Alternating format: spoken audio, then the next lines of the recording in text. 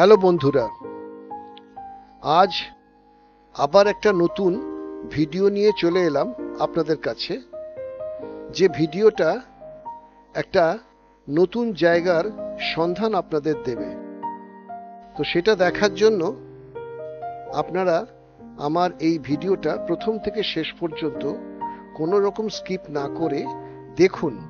দেখলে দেখতে পাবেন যে ভারতবর্ষের আরেকটা কোণে একটা নতুন বার্ডিং ডেস্টিনেশন গড়ে উঠছে।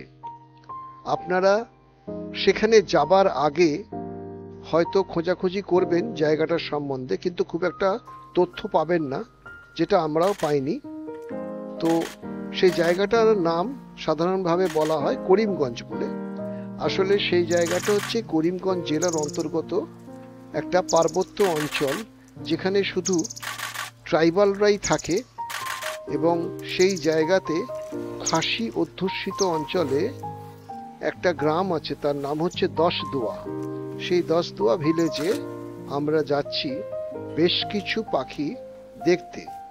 তো যেখানে যাচ্ছি সেখানে আপনারা চলুন, জায়গাটা কেমন দেখুন, এবং এই জায়গার মধ্যে আপনারা কিভাবে বার্ডিং করবেন সেটাও আপনারা একটা আন্দাজ পেয়ে যাবেন। তো চলুন আমার সঙ্গে, দেখুন জায়গাটা কি কোথায়।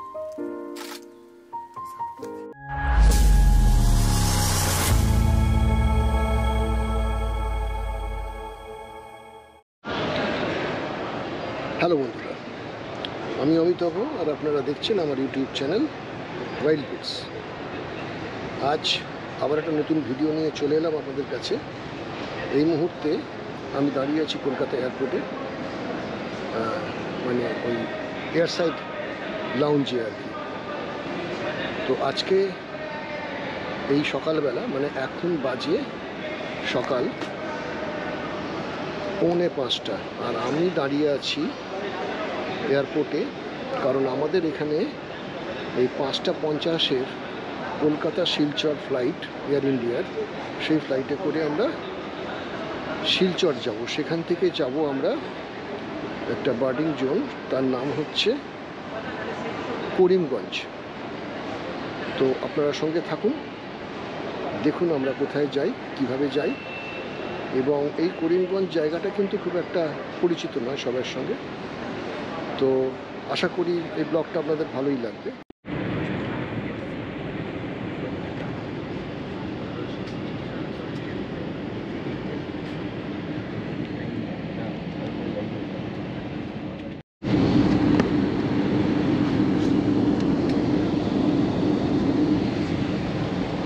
জীবনে প্রথমবার এরকম ধরনের সিচুয়েশনে পড়লাম।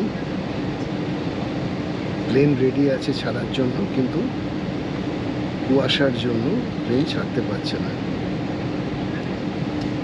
সময় হয়ে গেছে, কিন্তু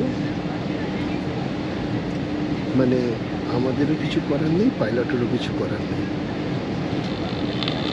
এখন ভিজিবিলিটি 25 মিটার, প্লেন ছাড়ার জন্য 125 মিটার দরকার ভিজিবিলিটি, যেটা এখানেও নেই, শিলচরেও নেই। সুতরাং প্লেন এখন কলকাতা এয়ারপোর্টে দাঁড়িয়েই আছে।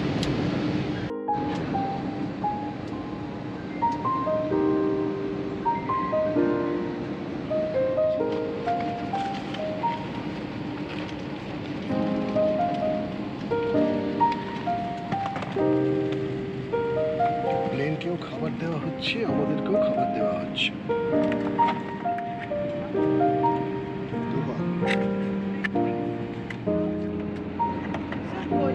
कृपया अपना सामान ऊपर बने सामान कक्ष में या आपके सामने के सीट के नीचे रखें। अपनी सीट से भी रखिए, सीट बेल्ट बांध लें।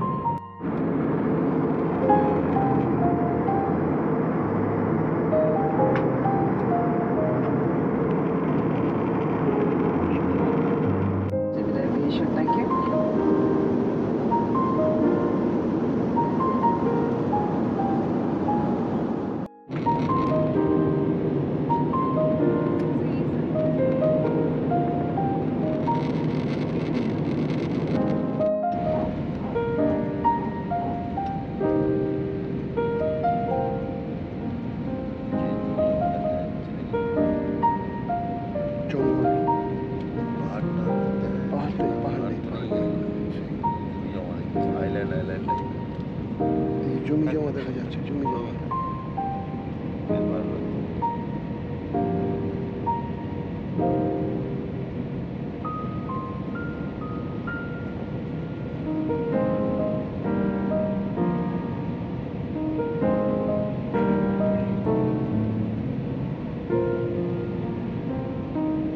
চা বাগান হয়েছে প্রচুর।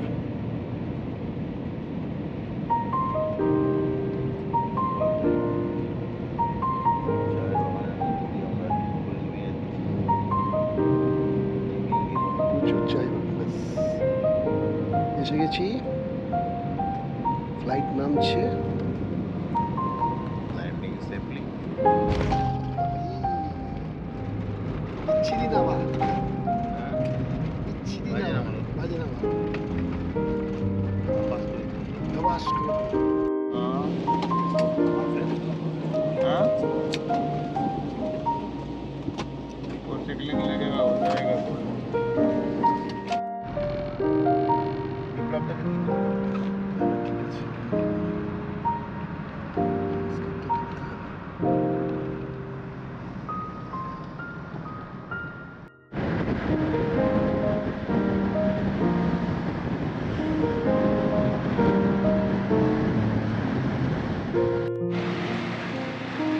রাস্তায় এই ধাবাটাতে খেতে এলাম।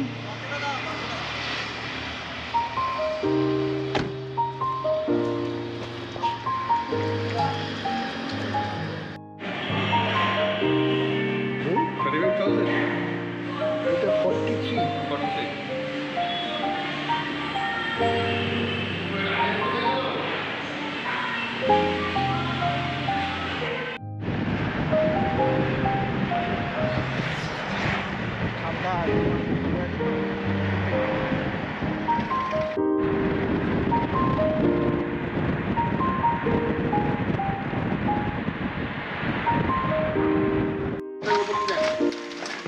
অবশেষে আমরা পৌঁছলাম আমাদের গন্তব্য, যেটা হচ্ছে এই দশদোয়া গ্রামের একটাই মাত্র হোমস্টে গড়ে উঠেছে, সেটা এখানকার এই ট্রাইবাল কমিউনিটির সহায়তায়, এবং এই পুরো হোমস্টেটা পরিচালনা করে এই ট্রাইবালের ছেলেগুলি, খাসি ছেলেগুলি করে। এদের একজন লিডার আছে, তার নাম হচ্ছে রিজয়েস। এরা সবাই ক্রিশ্চিয়ান, তো নামগুলো সব মানে ইংরেজি নাম আর কি। তো এর নাম হচ্ছে, একজনের নাম দেখলাম উইলিয়াম, হ্যাঁ এরকম সব নাম আছে। তো যাই হোক, যে রিজয়েস সে একটু শিক্ষিত, বাকি সবাই মোটামুটি সেভাবে শিক্ষার আলো এখানে এসে পৌঁছয়নি। তো আমরা এসে পৌঁছলাম, আপনাদেরকে দেখাবো পরবর্তীকালে এই হোমস্টেটা। যাই হোক, এখন কারেন্ট নেই, তাই জন্য পুরোটা দেখাতে পারছি না। তো মোটামুটি জায়গাটা একদম বেসিক, খুবই সামান্য তার আর কি, মানে সাহায্য পাচ্ছি। আর খাওয়া দাওয়া প্রচন্ড সিম্পল কিন্তু টেস্টি, ভালো লেগেছে। এই খাসিদের বাড়িতে কিংবা খাসিদের খাবার কোনোদিন খাইনি।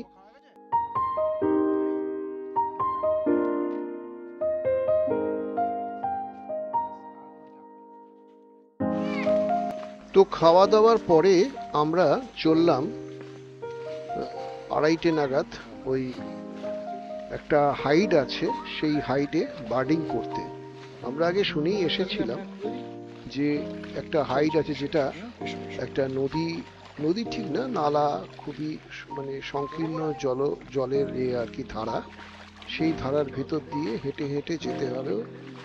প্রায় আমি যেটা দেখলাম 1.5 কিলোমিটার মতন হাঁটতে হয়, হেঁটে গিয়ে একটা জায়গায় পৌঁছতে হয়। সেখানেই হাইটটা করা আছে জঙ্গলের, মানে ঘন জঙ্গলের ভেতরে। এই দেখুন সেই হাইটটাতে ওরা ওই খুবই সামান্য জিনিস দিয়ে তৈরি করেছে। এটা হচ্ছে পেল ব্লু ফ্লাই ক্যাচার, সে এখন চান করছে, তার চানের দৃশ্য দেখছেন। আর বাকিগুলো আপনারা দেখতে থাকুন।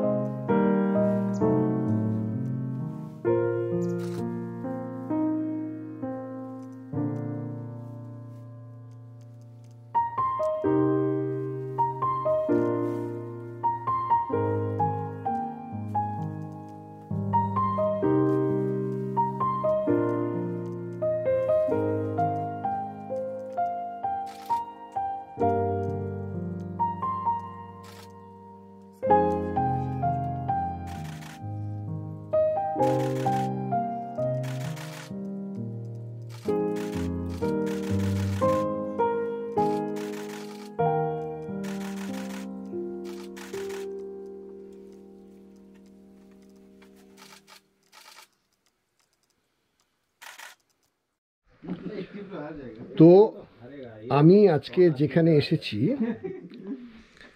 সেই জায়গাটা আপনাদের সকালে দেখাতে পারিনি, কারণ ওখানে কারেন্ট ছিল না। এখন কারেন্ট এসছে, আপনারা দেখুন। বহুদিন বাদে এই মশারি দেওয়া খাট, আমাদের এক বন্ধু ঘুমোচ্ছে, তার মশারি খাটানো রয়েছে। আর এখানে একটা বাথরুম আছে। এই বাথরুমে আলো জ্বালালে দেখতে পাবেন চারিদিকে টিনের দেওয়াল, উপরটা খোলা। আর এখানে একটা আয়না আছে, এখানে দুটো বালতি আছে, মগ আছে, সাবান আছে। আর এটা তো কমোড, কমোডের কানেকশন। আর এটা হচ্ছে হ্যান্ড শাওয়ার। তো এই সেট আপটা রয়েছে এখানে। আর এখানে দুটো বেড রয়েছে। আমি এই বেডটা নিয়েছি, পাশে আমার বন্ধু কাম ছোট ভাই অরুণাভ ওই বেডে শুয়েছে। আর পাশে আরেকটা ঘর রয়েছে, সব ওই বাঁশের এবং দরমার কভার দেওয়া। এখানেও একটা রুম রয়েছে, এখানে কুন্তল আর ওখানে বিপ্লব। আর তাদের জন্য এখানে একটা বাথরুম, যার পার্টিশনটা একটা সার্টেন লেভেল পর্যন্ত আছে, তারপর আর নেই। তো এই হচ্ছে এখানকার সেট আপ। এই সেট আপে আমাদের অসুবিধা হবে না, কারণ আমরা মোটামুটিভাবে এই সব সেট আপ নিয়েই বার্ডিং করি। আর এখানে এন্টারটেনমেন্ট বলতে এখানে এরা সব ক্যারাম খেলছে। এখানে একটা রুম আছে, এপাশে একটা রুম আছে, বাইরে এখানটা হচ্ছে dining hall, dining table rather. বাকিটা পুরো ফাঁকা। এখানে চারপাশে আর কিছুই দেখা যাবে না, কারণ পুরোটাই অন্ধকার।